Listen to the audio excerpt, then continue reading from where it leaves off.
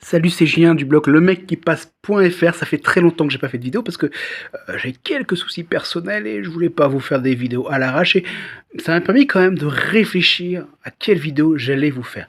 Alors j'avais voulu faire une vidéo sur l'image qu'on projette aux gens, sur l'attitude, le comportement, mais aujourd'hui je pense que cette vidéo-là, celle d'aujourd'hui, sera beaucoup plus pertinente.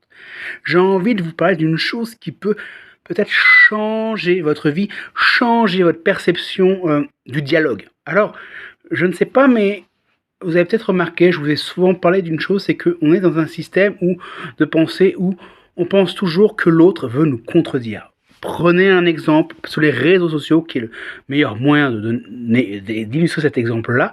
Et cette thèse, c'est pratiquement cette idée, c'est que même lorsque vous dites à quelqu'un qu'il a raison, il a besoin de se justifier, de s'emballer et de montrer qu'il a raison. Et même quand vous dites qu'il a raison, il va réussir à même se contredire lui-même avec ses propres arguments. Parce que dans sa tête, vous venez forcément pour le défier ou pour le contredire. Et ça, tout simplement, c'est parce que depuis qu'on est né, depuis qu'on est petit, on vit dans un système où il faut s'affirmer sans cesse. Il faut sans cesse prouver qu'on a raison, prouver qu'on est plus fort, prouver qu'on est meilleur.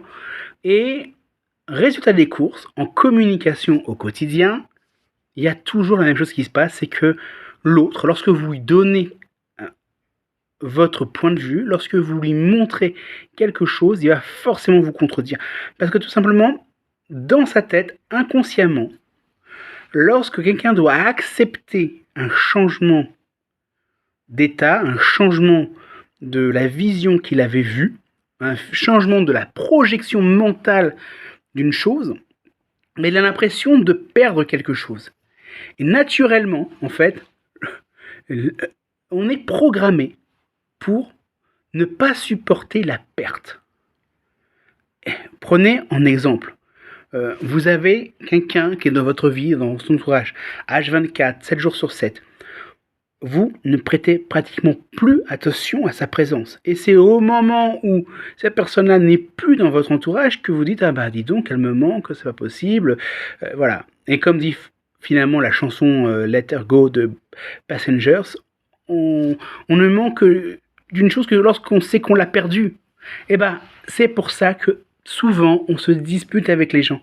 Parce que c'est pas forcément l'idée d'avoir raison ou tort. Au fond, c'est cette sensation que si on accepte l'idée de quelqu'un d'autre, on perd quelque chose qui nous était propre.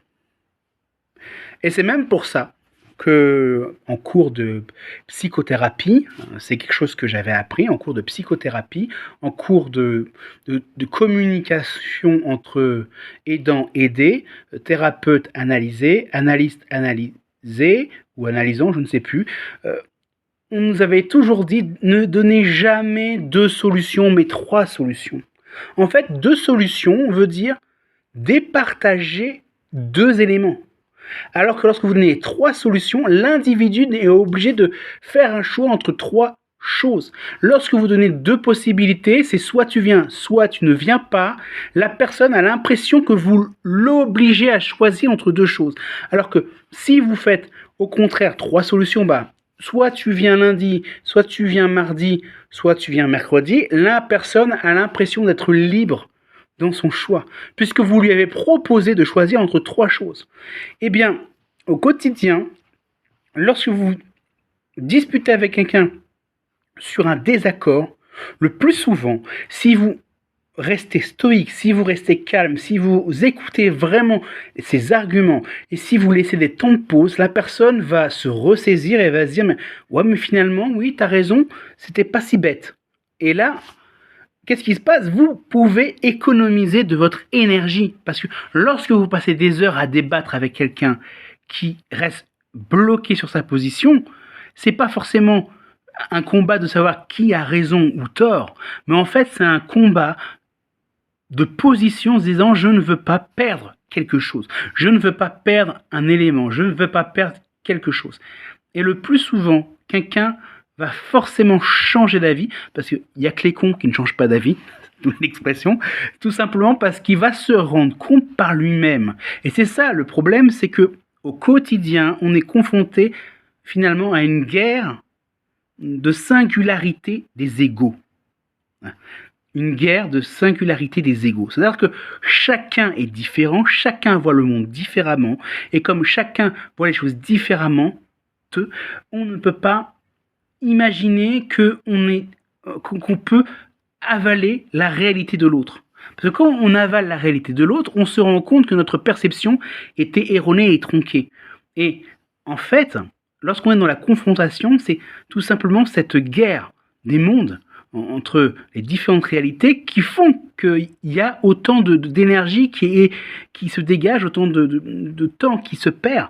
Alors que finalement, prendre les choses calmement et dire « Ok, vas-y, explique-moi pourquoi tu veux faire les choses comme ça. » Et puis, dans l'échange, vous allez vous rendre compte que l'autre n'avait pas forcément tort et que vous n'avez pas forcément tort. En réalité, il y a forcément une solution positive, et si jamais il n'y a pas de solution positive, c'est que les choses ne devaient pas se faire ainsi, et on doit attendre ou essayer de recaler les choses différemment, faire les choses différemment, peut-être avec d'autres personnes. Voilà, c'était la petite vidéo d'aujourd'hui. C'est quand même un peu mieux finalement que la vidéo sur l'attitude et le comportement que je voulais vous faire. Parce que tout simplement, ça, je pense qu'au quotidien, ça va peut-être vous permettre d'économiser de l'énergie, mais aussi de mieux communiquer avec les autres et peut-être comprendre pourquoi parfois certaines personnes s'emportent, pourquoi certaines personnes ne vous écoutent pas, parce qu'elles ne peuvent pas vous écouter, parce qu'elles ont l'impression que vous-même, vous ne les écoutez pas. Alors prenez le temps de les écouter, faites des pauses, soyez calme, soyez également ouvert, montrez que vous êtes en position ouverte à l'écoute et à l'échange. Et voilà, la communication sera plus fluide, et comme elle sera plus fluide, vous allez créer de belles choses. Passez une bonne journée et très très bon week-end.